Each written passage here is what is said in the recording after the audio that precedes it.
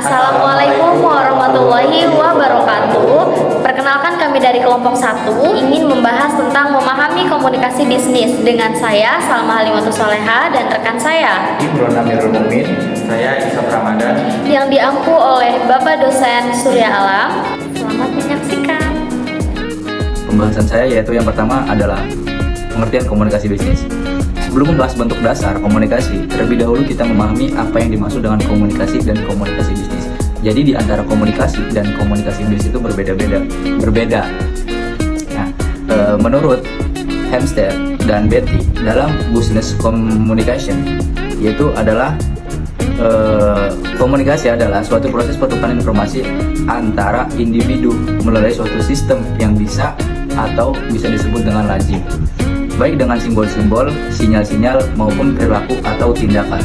Sementara itu, menurut Brough, komunikasi adalah suatu proses pengiriman dan penerimaan pesan.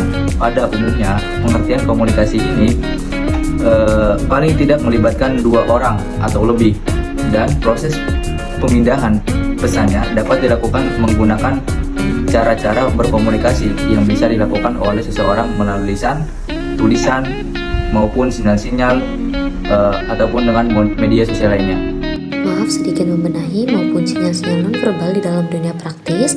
Anda juga mengenal komunikasi antar pribadi atau interpersonal communication dan komunikasi lintas budaya atau intercultural or cross-cultural communication, dan selain komunikasi bisnis atau business communication. Baik, langsung saja di sini saya akan menjelaskan tentang komunikasi lintas budaya. Komunikasi lintas budaya adalah proses bertukarnya informasi dan makna antara orang-orang dari latar belakang budaya yang berbeda. Karena budaya mempengaruhi cara orang berpikir, berbicara, dan berperilaku. Perbedaan ini dapat menjadi tantangan dalam komunikasi, tetapi juga membuka peluang untuk pemahaman yang lebih mendalam. Ada juga beberapa elemen utama dalam komunikasi lintas budaya seperti bahasa. Bahasa tidak hanya mencakup kata-kata, tetapi juga ekspresi, idiom, dan tingkat formalitas. Perbedaan bahasa bisa saja menyebabkan kesalahpahaman jika tidak dipahami dengan baik. Norma sosial. Setiap budaya pasti memiliki aturan sosial yang berbeda, seperti cara menyapa, menjaga jarak fisik, atau berinteraksi dengan orang yang lebih tua. Memahami norma-norma ini sangat penting untuk menghindari kesalahpahaman. Nilai dan kepercayaan. Di setiap budaya pasti memiliki nilai dan kepercayaan yang mempengaruhi pandangan hidup dan cara berinteraksi. Misalnya, beberapa budaya lebih menghargai waktu dan efisiensi, sementara yang lain lebih mengutamakan hubungan sosial. Gaya komunikasi. Beberapa budaya memiliki gaya komunikasi langsung to the point, sementara yang lain lebih suka komunikasi secara tidak langsung untuk menjaga keharmonisan dan menghindari konfrontasi. Baik, materi yang selanjutnya yaitu komunikasi verbal. Komunikasi verbal merupakan salah satu bentuk komunikasi yang lazim digunakan dalam dunia bisnis untuk menyampaikan pesan-pesan bisnis kepada pihak lain baik secara tertulis maupun lisan. Komunikasi verbal juga memiliki struktur yang teratur dan terorganisasi dengan baik. Jelaskan tentang komunikasi nonverbal. Komunikasi nonverbal adalah bentuk komunikasi yang menggunakan isyarat fisik daripada kata-kata untuk menyampaikan pesan. Ini mencakup bahasa tubuh, ekspresi wajah, gerakan tangan, kontak mata, dan nada suara. Komunikasi nonverbal seringkali memberikan konteks atau makna tambahan terhadap apa yang kita katakan secara lisan. Adapun jenis-jenis komunikasi nonverbal seperti ekspresi wajah, kontak mata, gerakan tubuh atau gestur, postur dan sikap, proxemik, sentuhan, dan nada suara. Untuk ekspresi wajah bisa saja menunjukkan emosi seperti kebahagiaan, kesedihan, atau kemarahan tanpa harus berbicara. Kontak mata menunjukkan perhatian, ketulusan, atau bahkan dominasi. Terlalu banyak atau terlalu sedikit bisa menimbulkan kesan tertentu. Gestur. Gerakan tangan atau tubuh bisa mempertegas pesan atau menggantikan kata-kata, seperti anggukan untuk setuju atau melambaikan tangan untuk menyapa. Postur dan sikap.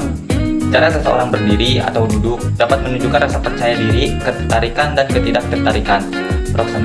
Proxemik adalah jarak fisik antar orang. Jarak fisik antar orang ini menunjukkan tingkat kenyamanan atau hubungan mereka. Misalnya, jarak dekat menunjukkan keakraban.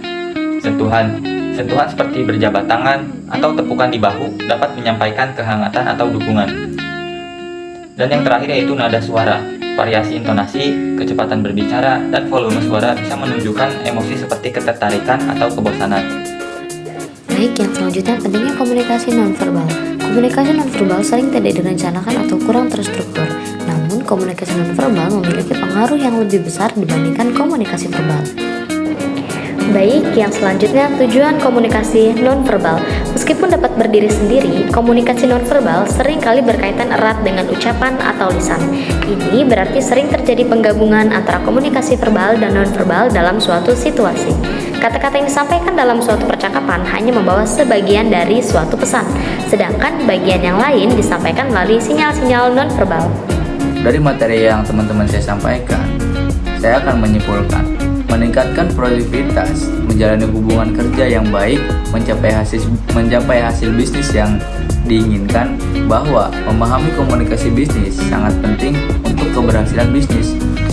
Komunikasi bisnis yang baik dapat membantu, yang pertama, meningkatkan produktivitas, yang kedua, menjalani hubungan kerja yang baik, yang ketiga, mencapai hasil bisnis yang diinginkan, yang keempat, mendorong keterlibatan karyawan, yang kelima, meningkatkan kepuasan, yang keenam, menyelesaikan konflik, dan yang terakhir yaitu mendorong inovasi.